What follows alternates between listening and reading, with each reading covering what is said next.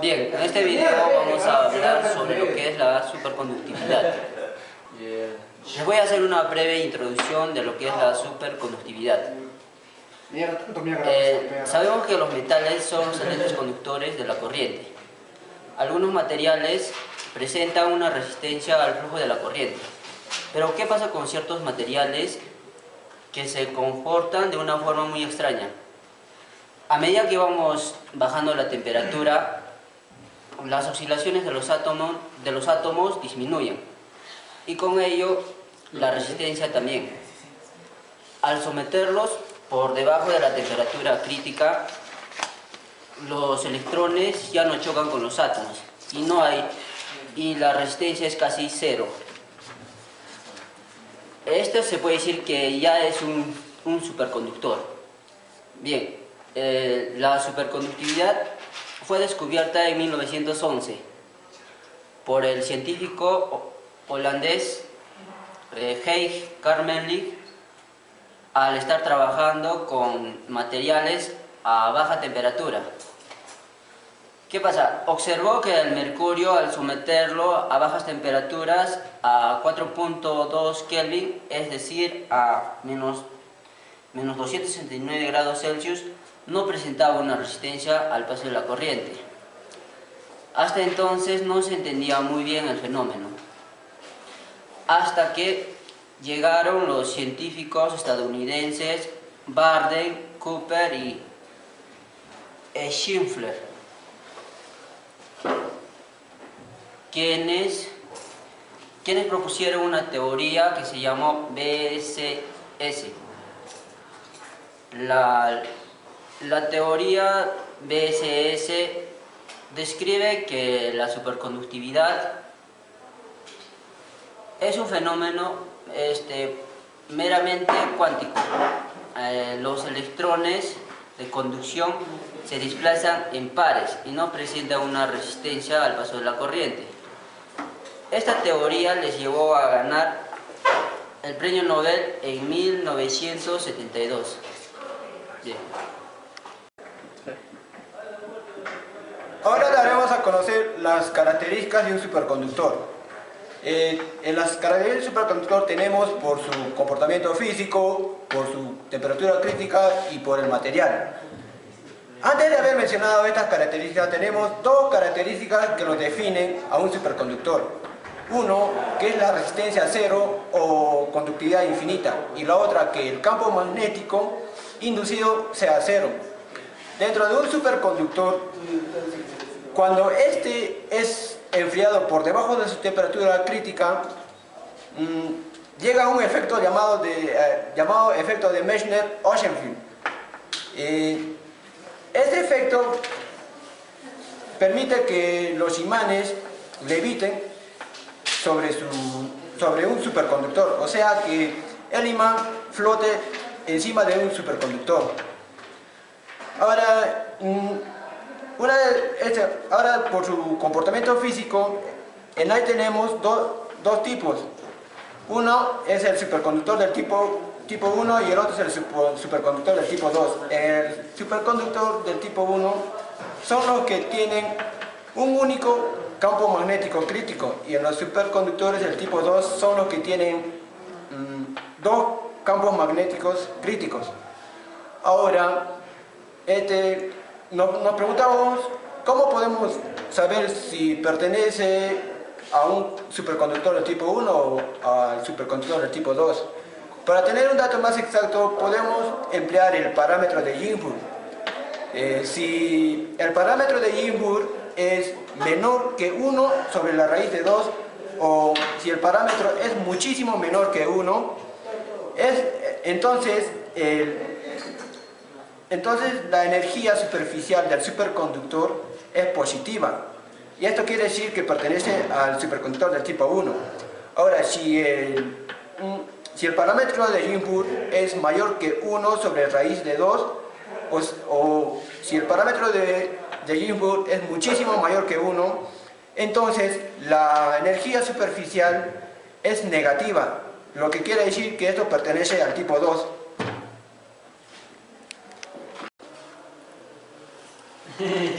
La siguiente característica de superconductor es por su temperatura crítica.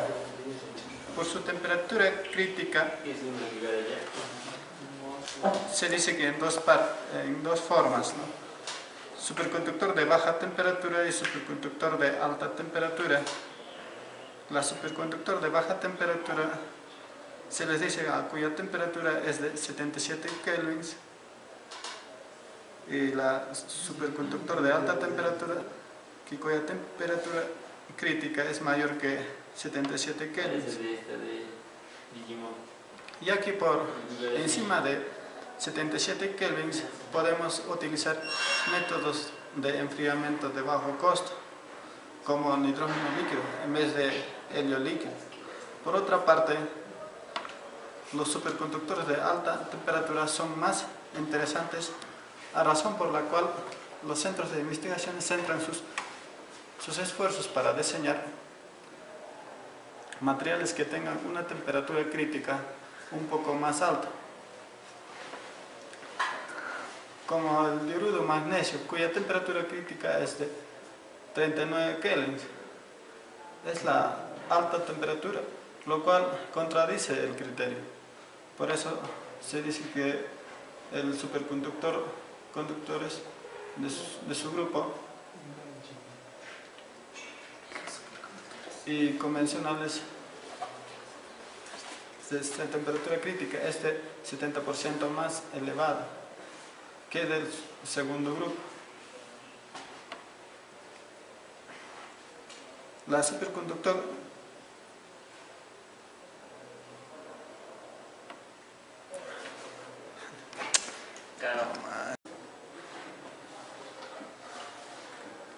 La otra de las características es por su material. Por su material se emplea elementos puros, aleaciones y cerámicas en elementos puros.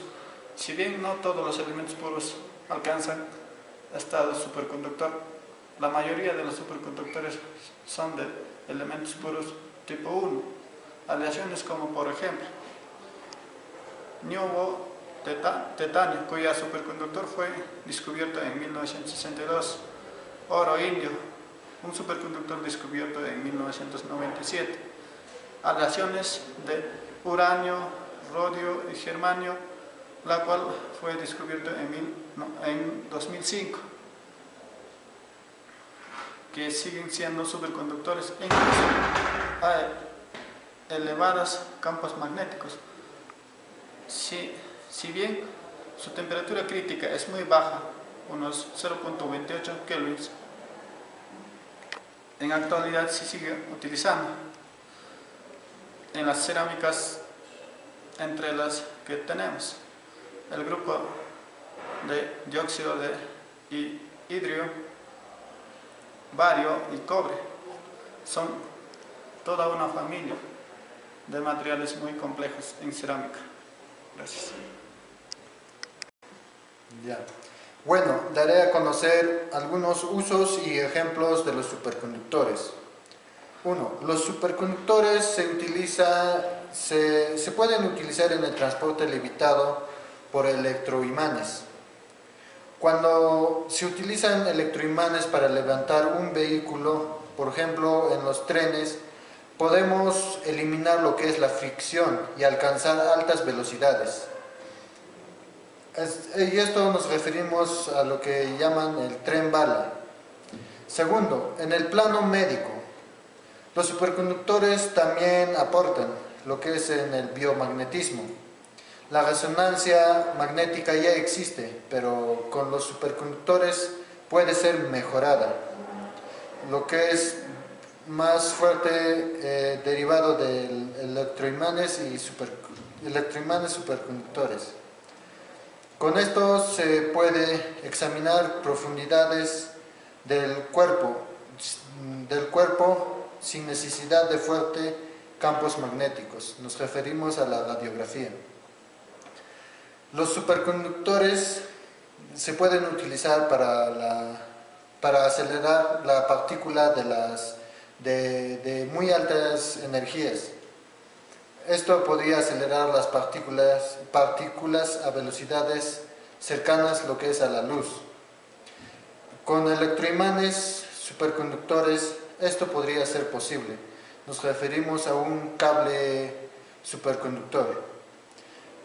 Lo que es el otro uso importante y posible de grandes alcances exitosos de los superconductores es lo que es en los generadores.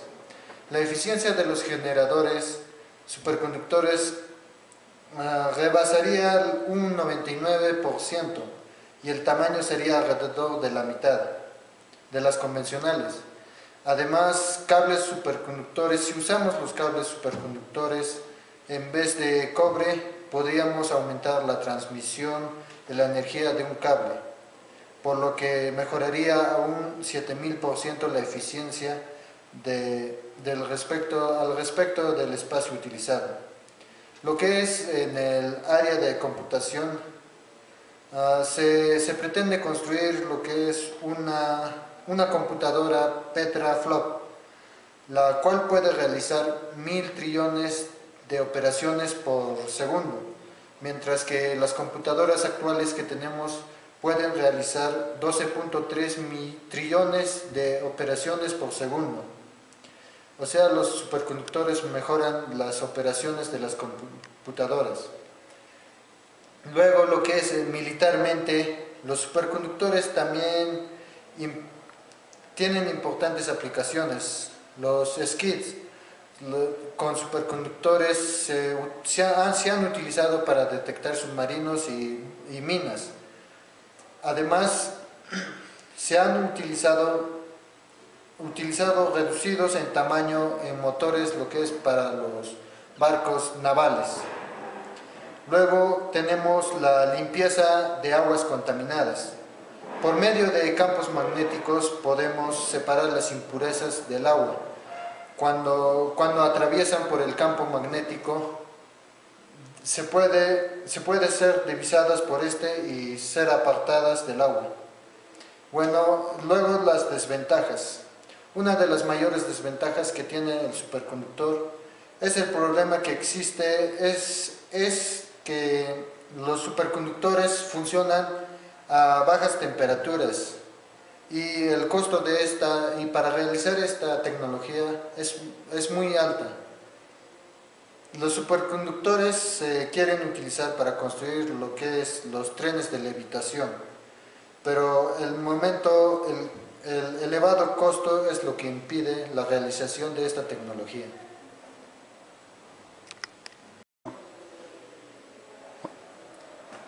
Una de las conclusiones al que llegamos es que los superconductores son los conductores más raros.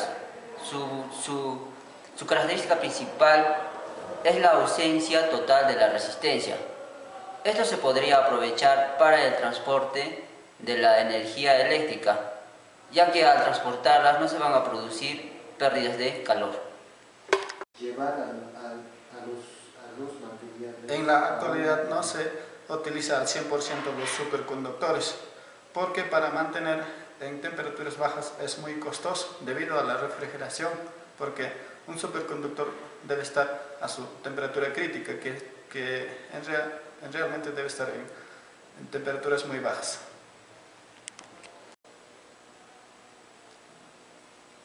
Ya. Viendo estos temas podemos ver que la finalidad de la investigación de los superconductores es llevar a los materiales a una temperatura de ambiente, así para poder reducir costos.